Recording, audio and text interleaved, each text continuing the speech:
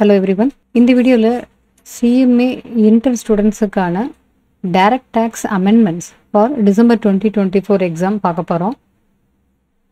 So direct tax அப்படிங்கும்போது assessment year 24-25 இதுதான் December 2024 எக்ஸாமுக்கான assessment year. இதில் amendments டிசம்பர் எக்ஸாமுக்கு ரிலேட்டட் ஆனது என்னங்கிறது இன்ஸ்டியூட்டில் சப்ளிமெண்ட்ரி அப்படின்னு ரிலீஸ் பண்ணியிருக்காங்க. அதை தான் இப்போ நம்ம பார்க்க போகிறோம். சிஎம்ஏ இன்டர் குரூப் 1 பேப்பர் 7ல் டைரக்ட் டேக்ஸில் என்னென்ன அமெண்ட்மெண்ட்ஸ் டிசம்பர் 2024 எக்ஸாமுக்கு அப்ளிகபிள் அப்படின்னு பார்க்க போகிறோம். நம்ம சேனலுக்கு ஃபஸ்ட் டைம் வந்திருக்கிறவங்க இது வரைக்கும் இன்னும் சப்ஸ்கிரைப் பண்ணாமல் இருக்கிறவங்க மறக்காமல் சப்ஸ்கிரைப் பண்ணிக்கோங்க. நோட்டிஃபிகேஷனை எனேபிள் பண்ணி வச்சுக்கோங்க. அண்ட் டெலகிராம் ஆர் இன்ஸ்டாவில் இன்னும் ஜாயின் பண்ணாமல் இருந்தீங்கன்னா ஜாயின் பண்ணிக்கோங்க. அதுக்கான லிங்க் டிஸ்கிரிப்ஷனில் இருக்குது. டைரக்ட் டேக்ஸுடைய அமெண்ட்மெண்ட்ஸ். இந்த அமெண்ட்மெண்ட்ஸ் அப்படின்னா டாக்ஸேஷன் ரிலேட்டடாக என்னென்ன அமெண்ட்மெண்ட்டு கொண்டு வந்திருக்காங்களோ அது எக்ஸாமுக்கு முன்னாடி 6 மாதத்துக்கு வரைக்கும் கொண்டு வந்ததெல்லாம் பர்டிகுலர் எக்ஸாமுக்கு அப்ளிகபிள். ஸோ அதனால தான் every June exam December exam எல்லாத்துக்குமே இந்த டேக்ஸ் லா ரிலேட்டடாக சப்ளிமெண்ட்ரி அப்படின்னு இன்ஸ்டியூட்டில் ரிலீஸ் பண்ணுவாங்க. அதில் டைரக்ட் டேக்ஸ் ரிலேட்டடாக அமெண்ட்மெண்ட்ஸு இப்போ பார்க்க போகிறோம். ஆல்ரெடி நம்ம சேனலில் ஜூன் 2024 எக்ஸாமுக்கான amendments direct tax and indirect tax amendments inter and final ஸ்டூடெண்ட்ஸ்க்கு எல்லாமே அப்லோட் பண்ணியிருக்கோம். ஸோ அதே இது அப்படியே டிசம்பர் எக்ஸாமுக்கும் கண்டினியூ ஆகும். எப்போவுமே இந்த டேக்ஸ் ரிலேட்டடாக ஸ்டடி மெட்டீரியல் யூஸ் பண்ணுறப்ப உங்ககிட்ட ஓல்டு ஸ்டடி மெட்டீரியல் இருந்ததுன்னா அதை யூஸ் பண்ணாதீங்க. ஏன்னா அதில் அமெண்ட்மெண்ட்ஸை அப்ளிகபிள் பண்ணி அதுக்கப்புறம் யூஸ் பண்ணிங்கன்னா அது பெட்டராக இருக்கும். பட் அமெண்ட்மெண்ட்ஸை நீங்கள் கரெக்டாக அதில் சேர்த்துக்கல அப்படின்னா தப்பாக ப்ரொவிஷன்ஸை படிச்சுட்டு எழுதுகிற மாதிரி ஆகிடும். அதனால் எப்போவுமே டேக்ஸ் ரிலேட்டடாகும்போது இன்ஸ்டியூட்டில் லேட்டஸ்ட்டு எடிஷன் என்னவோ அதை ஃபாலோ பண்ணுங்கள். ஸோ ஜூன் எக்ஸாமுக்கு இருக்கிற அமெண்ட்மெண்ட்ஸு நீங்கள் உங்களுக்கு அப்ளிகபிள் ஆகும். இன்னும் உங்களுடைய புக்கு பழைய புக்கு அப்படின்னா அதுவுமே பார்த்துட்டு ப்ளஸ் இந்த டிசம்பர் எக்ஸாமுக்கு இருக்கிறதையும் ஆல்ரெடி இருக்கிறதோட சேர்த்து படிச்சுக்கோங்க. இப்போ இந்த டிசம்பர் எக்ஸாமுக்கு இன்ஸ்டியூட்டில் கொடுத்துருக்கிற சப்ளிமெண்ட்ரி பேப்பர் 7 இதில் பெரிய ரொம்ப அமெண்ட்மெண்ட்ஸ் எதுவும் கிடையாது. ஆல்ரெடி ஜூன் 2024க்கு பார்த்த அமெண்ட்மெண்ட்ஸில் கொஞ்சமாக தான் இங்கே அமெண்ட்மெண்ட்ஸ் ஆட் ஆகும். ஸோ நீங்கள் இது டிசம்பர் எக்ஸாமுக்கு நீங்கள் படிக்கிறீங்க அப்படிங்கிறப்ப ஜூன் எக்ஸாமோட அமெண்ட்மெண்ட்ஸை நீங்கள் பார்க்காம இருந்திருந்தீங்கன்னா அந்த அமெண்ட்மெண்ட்ஸும் சேர்த்து படிச்சுக்கோங்க. So guidelines under section 194O TDS செக்ஷனில் செக்ஷன் 194Oக்கு ஒரு கைட்லைன் கொடுத்துருக்காங்க. ஸோ அந்த கைட்லைன் அப்படிங்கிறது கிளாரிஃபிகேஷன்னு சொல்லலாம். செக்ஷன் 194O அப்படிங்கிறது ஆல்ரெடி இருக்குது. அதில் ஃபர்தராக கிளாரிஃபிகேஷன் கொடுத்துருக்காங்க. இது எதுக்காக இந்த section 194O electronic commerce operator ECO TDS deduct பண்ணணும். Shall deduct income tax at the rate of 1%. 1% TDS பிடிக்கணும். எந்த அமௌண்ட்டில்?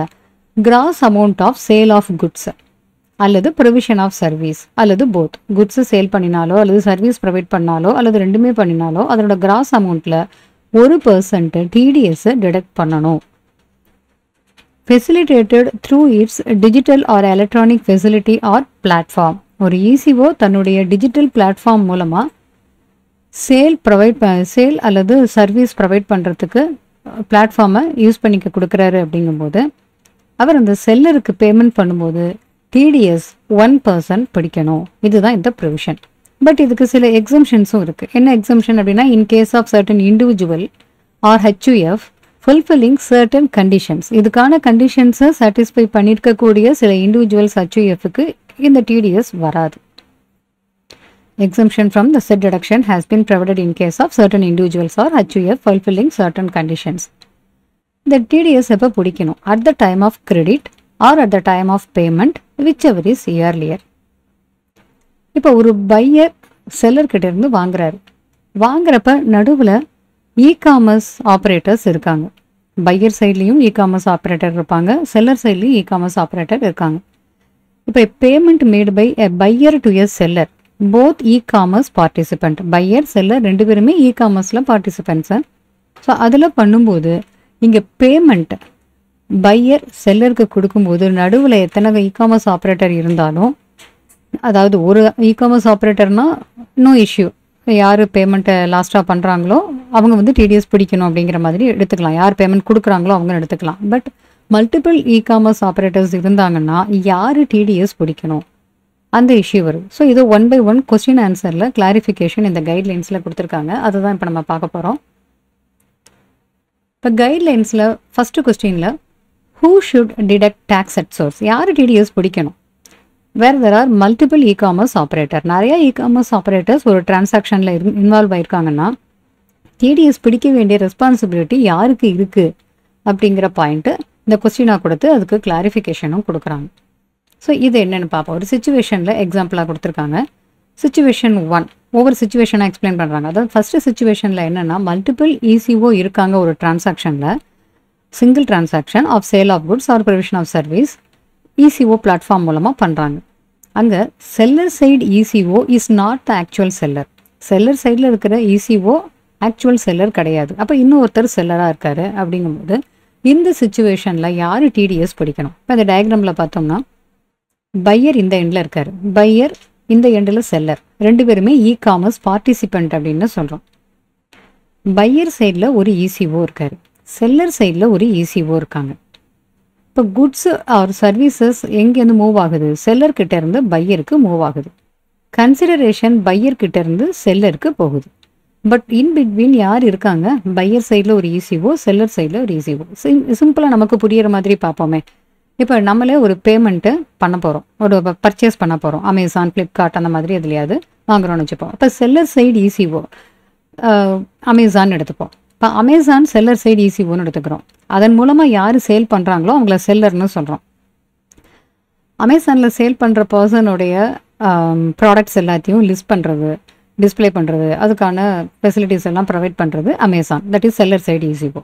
இப்போ நம்ம வாங்கணும்னு நினைக்கிறோம். ஸோ அமேசானில் ஓப்பன் பண்ணி அதில் என்ன ப்ராடக்ட் நம்ம சூஸ் பண்ணுறோம் அதெல்லாம் பண்ணிவிட்டு பேமெண்ட் பண்ணுறோம். இப்போ நம்ம ஜிபேயில் பேமெண்ட் பண்ணுறோம்னு வச்சுப்போம். அப்போ நம்ம சைடில் இசிஓ இங்கே யார்? GPay, Google Pay. இப்போ பையர் சைடில் ஒரு இசிஓ, செல்லர் சைடில் ஒரு இசிஓ இருக்காங்க. பட் செல்லர் இசிஓ கிடையாது, அவர் இ-காமர்ஸ் பார்ட்டிசிபெண்ட் அப்படின்னு தான் சொல்கிறோம். அப்போ பேமெண்ட்டு பையர் கொடுக்கும்போது டிடிஎஸ்ஸை யார் டிடெக்ட் பண்ணணும்? எந்த இசிஓ டிடெக்ட் பண்ணணும்? Buyer side ECO, seller side ECO ரெண்டு பேர் இருக்காங்க. இங்கே என்ன கிளாரிஃபிகேஷன் கொடுக்குறாங்கன்னா TDS under section 194O is to be done by the seller side ECO. ஏன்னா அவர் தான் finally makes payment or deemed payment to the seller for the good sold or services provided. இப்போ செல்லர் சைடு இசிஓ தான் பேமெண்ட்டை e-commerce operator, that is e-commerce பார்ட்டிசிபெண்ட்டாக இருக்கிற செல்லருக்கு கொடுக்குறாரு. அதனால் செல்லர் சைடு இசிஓ தான் டிடிஎஸ் பிடிக்கணும் அப்படிங்கிற ஒரு கிளாரிஃபிகேஷன் சிச்சுவேஷன் 1க்கு கொடுத்துருக்காங்க. இப்போ அடுத்த situation 2 multiple ECOs are involve in a single transaction of sale of goods or services providing.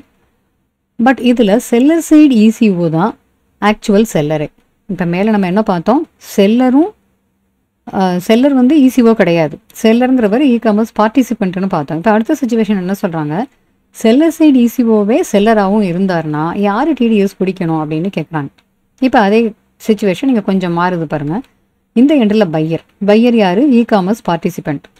அந்த எண்டில் செல்லர் இ-காமர்ஸ் பார்ட்டிசிபெண்ட் கிடையாது, அவரும் ஒரு இசிஓ. நடுவில் இருக்கிற இசிஓ ரெண்டு பேர் இருக்காங்க, இசிஓ 1, இசிஓ 2. இதில் payment ECO, that is seller இசிஓக்கு கொடுக்குற இசிஓ யாருன்னா இந்த பிட்வீனில் இருக்கிற ECO 2 making payment to the seller. இந்த சிச்சுவேஷனில் 194O படி யார் டிடிஎஸ் பிடிக்கணும்?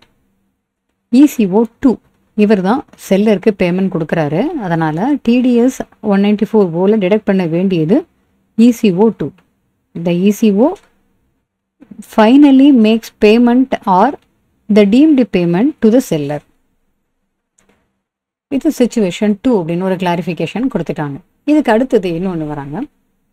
ECO maybe levying convenience fees or charging commission for each transaction. Seller might levy logistics and delivery fees for the transaction. Payments may also be made to the platform or network provider for facilitating the transaction. Would this form part of gross amount? Buyer செல்லருக்குள்ளே நடக்கிற consideration payment பண்ணும்போது இந்த e-commerce operators நடுவில் இருக்காங்கல்ல, அவங்க நிறைய charges Levy பண்ணுவாங்க. Convenience fees அல்லது கமிஷன் அந்த மாதிரி சார்ஜ் பண்ணும்போது, செல்லரே பார்த்தோம்னா அந்த டிரான்சாக்ஷனுக்காக லாஜிஸ்டிக் அண்ட் டெலிவரி ஃபீஸ்னு சார்ஜ் பண்ணலாம். இதை தவிர அந்த பிளாட்ஃபார்ம் அல்லது நெட்வொர்க் ப்ரொவைடருக்கு பேமெண்ட்ஸு கொடுக்கறதா இருக்கலாம் அந்த டிரான்சாக்ஷன் ஃபெசிலிட்டேட் பண்ணுறதுக்காக. அப்போ இந்த அமௌண்ட் எல்லாமே கிராஸ் அமௌண்ட், டிடிஎஸ் பிடிக்கிறதுக்கான கிராஸ் அமௌண்ட்டில் ஒரு பார்ட்டை இன்க்ளூட் பண்ணணுமா அப்படிங்கிற பாயிண்ட்டு அடுத்த கொஸ்டினாக கேட்டுட்டு அதுக்கு ஒரு எக்ஸாம்பிளும் கொடுக்குறாங்க. இந்த எக்ஸாம்பிள் ரொம்ப சிம்பிளாகவே நம்ம புரிஞ்சுக்கலாம். இந்த எண்டில் அஸ் யூஷுவல் பையர் யார்? E commerce participant. பையர் 100 ரூபா ஒர்த்துள்ள குட்ஸை வாங்குறாரு, ஹோம் டெலிவரி. இதுக்கு மொத்தமாக அவர் பே பண்ணுற அமௌண்ட்டு 118 ரூபா. 100 ரூபா பொருளுடைய மதிப்பு. வீட்டுக்கு வந்து டெலிவரி பண்ணுறாங்கங்கிறப்ப மொத்தத்துக்கு அவர் 118 ரூபா கொடுக்குறாரு. அந்த 118 ரூபாய்க்கு என்ன கணக்கு அப்படின்னு பார்ப்போம். பையர் சைடில் இசிஓ, செல்லர் சைடில் இசிஓ 2 பேர் நடுவில் இருக்காங்க. அந்த எண்டில் செல்லர், இவர் இ காமர்ஸ் பார்ட்டிசிபெண்ட்டாக தான் இருக்கார். இசிஓ இல்லை, செல்லர் வந்து இசிஓ கிடையாது, இ காமர்ஸ் பார்ட்டிசிபெண்ட் அப்படின்னு சொல்கிறோம். இவர் சேல் பண்ணுற குட்ஸுடைய ஒர்த்து 100. ஏன்னா பை பண்ணுற குட்ஸுடைய ஒர்த்து 100னா சேல் பண்ணுற குட்ஸுடைய ஒர்த்தும் 100 தான். அதோட பையர்கிட்ட இவர் அடிஷனலாக சார்ஜஸ் வாங்குறாரு. என்ன வாங்குறாரு? ஹோம் டெலிவரி பண்ணுறதுனால இதில் பேக்கிங் ஃபீஸ், ஷிப்பிங் ஃபீஸ் அப்படின்னு ஒரு அமௌண்ட்டும் கலெக்ட் பண்ணுறாரு. பேக்கிங் ஃபீஸ், ஷிப்பிங் ஃபீஸ்ன்னு ஒரு 15 ரூபா, 5 ரூபா பேக்கிங் ஃபீஸ், 10 ரூபா ஷிப்பிங் ஃபீஸ்ன்னு கலெக்ட் பண்ணுறாரு. அதை தவிர 3 ரூபா கன்வீனியன்ஸ் ஃபீஸ்னு கலெக்ட் பண்ணுறாரு. டோட்டலாக 118 ரூபா. அதுதான் இங்கே பையர் பே பண்ணுறாரு அப்படிங்கிற பாயிண்ட்டும் பார்த்தோம். இதில் இந்த 3 ரூபாய்க்கு என்ன கணக்கு அப்படின்னு இந்த பையர் இசிஓ, செல்லர் இசிஓ இவங்க 2 பேரோடதையும் பார்ப்போம். பையர் சைடு இசிஓ பையர் கிட்ட இருந்து பையர் பே பண்ணுற 118 ரூபாயை வாங்கிட்டு அதில் அவருக்கு உண்டான ஃபீஸாக 1 ரூபாயை எடுத்துக்கிட்டு மீதி 117 ரூபாயை செல்லர் சைடு இசிஓக்கு கொடுக்குறாரு. இப்போ செல்லர் சைடு இசிஓ என்ன பண்ணுறாரு? 117 ரிசீவ் பண்ணியிருக்காரு பையர் சைடு இசிஓலேருந்து. அதில் அவருக்கான ஃபீஸாக 2 ரூபாயை பிடிச்சி வச்சுக்கிட்டு 115 ரூபாயை செல்லருக்கு கொடுக்குறாரு. அப்போ செல்லர் ரிசீவ் பண்ணுற அமௌண்ட்டு 115. அதுக்கு கணக்கு என்ன? 100 ரூபா பொருளோட மதிப்பு, 5 ரூபா பேக்கிங் ஃபீஸ் அண்ட் 10 ரூபா ஷிப்பிங் ஃபீஸ். அப்போ அந்த நடுவில் 3 ரூபா buyer and seller side ECOs collect பண்ணின அமௌண்ட்டு. பட் டிடிஎஸ் இதில் எதில் பிடிக்கணும் அப்படின்னா மொத்தமான அமௌண்ட்டு 118 தான் டிடிஎஸ் பிடிக்கணும். செல்லர் ரிசீவ் பண்ணுறது செல்லர் சைடு இசிஓ கிட்ட இருந்து 115 ரூபா ரிசீவ் பண்ணுறாரு. பட் டிடிஎஸ் இதில் பிடிக்கணும் ஆன் 118 ருபீஸ். இந்த கிளாரிஃபிகேஷன் இங்கே கொடுத்துருக்காங்க. அப்போ இந்த கன்வீனியன்ஸ் ஃபீஸ், பேக்கிங் ஃபீஸ், இந்த மாதிரி ஃபீஸ் எல்லாமே கிராஸ் அமௌண்ட் ஃபார் டிடக்டிங் டிடிஎஸில் இன்க்ளூட் ஆகணும் அப்படிங்கிற பாயிண்ட்டு தான் இங்கே சொல்ல வராங்க. So it is clarified that TDS shall be deducted by the seller side ECO on the gross amount of sale of goods 118 rupees. இதுதான் இங்கே பாயிண்ட். ஸோ அவர் தான் டிடிஎஸ் பிடிக்கிறாரு, அதனால் டிடிஎஸ் ரிட்டர்ன் ஃபைல் பண்ண வேண்டியது எல்லா பாயிண்ட்டுமே அவருக்கு தான் அப்ளிகபிள் ஆகும். இதை இன்னொரு கிளாரிஃபிகேஷன் சொல்கிறாங்க. எந்த ஒரு டிரான்சாக்ஷனில் டிடிஎஸ் 194O செக்ஷன் படி பிடிக்கிறோமோ அந்த டிரான்சாக்ஷனுக்கு வேறு எந்த ஒரு செக்ஷன்லேயும் டிடிஎஸ் பிடிக்க வேண்டிய அவசியம் இல்லை. A transaction on which tax has been deducted by an ECO under subsection 1 of 194O shall not be liable to TDS under any other provisions of chapter 17B. இதுதான் இங்கே சொல்கிறாங்க. பட் இதில் ஒரு பாயிண்ட்டு இன்னொன்றும் எக்ஸப்ஷனாக சொல்கிறாங்க. However section 194S overrides section 194O. Section 194S அப்ளிகபிளாக இருந்தால் அதுதான் over right ஆகும். Section 194 overwrite அப்படிங்கிற பாயிண்ட்டும் இங்கே சொல்லியிருக்காங்க. இன்னொரு எக்ஸாம்பிளும் கொடுத்துருக்காங்க. இப்போ பையர் இந்த எண்டு, செல்லர் இந்த எண்டு. பையர் பேமெண்ட் பண்ணுற அமௌண்ட்டு 100, மணி ஃப்ளோ அப்படின்னு இந்த பக்கத்தில் அப்பர் சைடில் கொடுத்துருக்காங்க. லோயர் சைடில் இன்வாய்ஸ் ஃப்ளோ அப்படின்னு அமௌண்ட் எப்படி பிரேக்கப் பண்ணி காமிச்சிருக்காங்க. பையர் 100 ருபீஸ் பே பண்ணுறாரு, பையர் சைடு இசிஓ அதை ரிசீவ் பண்ணுறாரு. அதில் அவருக்கு 5 ருபீஸ் கமிஷனாக எடுத்து வச்சுக்கிட்டு buyer side ECO seller side இசிஓக்கு 95 ருபீஸ் அனுப்புகிறாரு. இதில் செல்லர் சைடு இசிஓ 10 ருபீஸ் அவருடைய கமிஷனை ரீட்டைன் பண்ணிவிட்டு மீதிய செல்லருக்கு தட் இஸ் 85 ருபீஸை அனுப்புகிறாரு. அப்போ இன்வாய்ஸ் அனுப்புகிறப்ப செல்லர் என்ன அனுப்புவார்? 100 ருபீஸ்க்கு தான் இன்வாய்ஸை அனுப்புவார். ஸோ அந்த இன்வாய்ஸில் 85 ப்ளஸ் அந்த buyer side seller side ECO இவ 2 பேருடைய கமிஷன் அமௌண்ட்டு, அதனுடைய அமௌண்ட்டு 10 ரூபா ப்ளஸ் 5 ரூபா 15 ரூபா எல்லாம் சேர்த்து தான் இன்வாய்ஸிங் ஃப்ளோ 100 ருபீஸ்க்கு இருக்கும். ஸோ அந்த 100ல் தான் டிடிஎஸ் பிடிக்கணும். இது நம்ம ஏற்கனவே பார்த்த அதே எக்ஸாம்பிள் மாதிரியே தான் இது இங்கே இன்னொரு எக்ஸாம்பிள் கொடுத்துருக்காங்க. ஸோ இதில் டிடிஎஸ் எந்த அமௌண்ட்டில் பிடிக்கணும்? கிராஸ் இன்வாய்ஸ் வேல்யூ 100 ருபீஸ் இதில் பிடிக்கணும் 1%. யார் இதை டிடக்ட் பண்ண வேண்டிய ரெஸ்பான்சிபிலிட்டி இருக்குது? Seller side ECO. ஸோ இப்போ pier ECOவுடைய fees 5 rupees charged to seller ECO side ECO and seller ECOவுடைய fees 15 charged to the seller will not be subject to further TDS.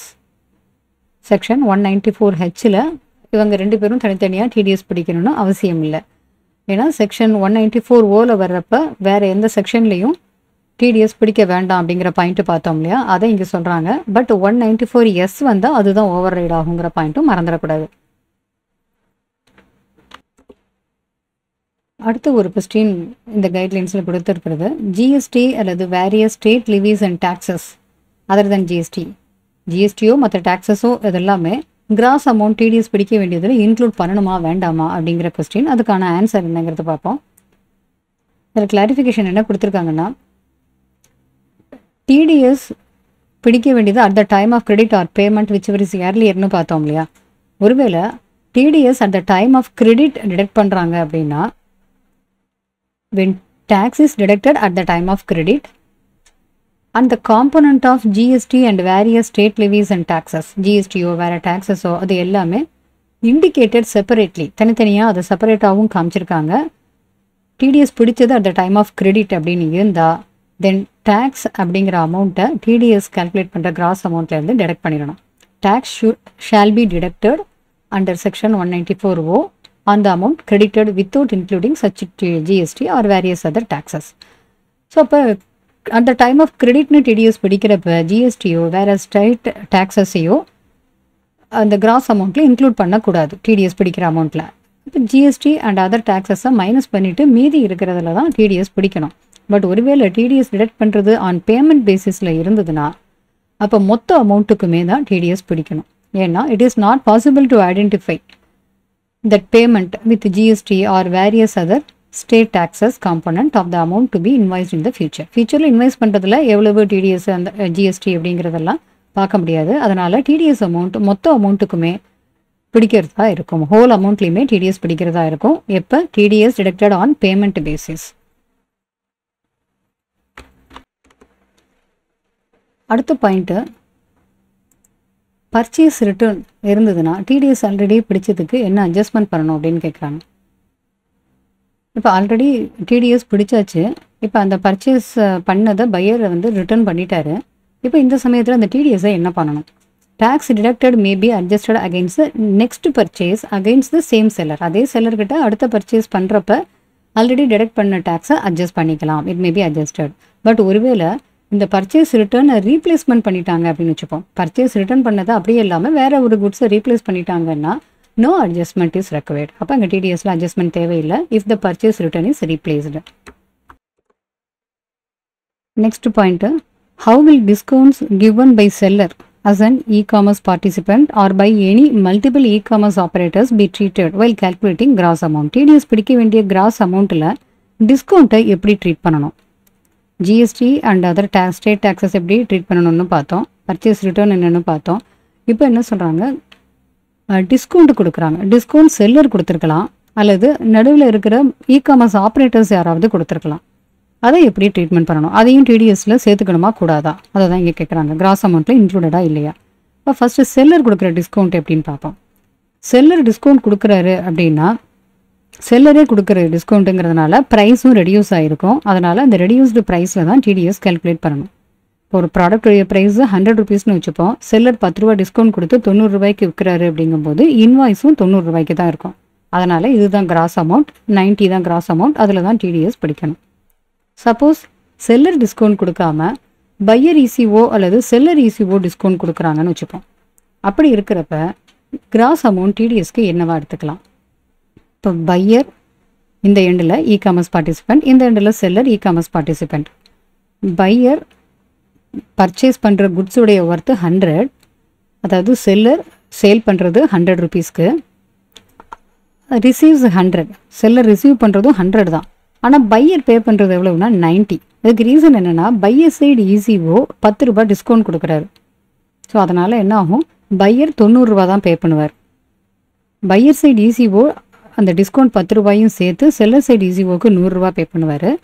Seller side ஈஸிஓ அதை 100 ரூபாயை செல்லருக்கு கொடுக்குறாரு. அப்போ இங்கே கன்சிடரேஷன் 100 ரூபா seller receive பண்ணிடுறாரு.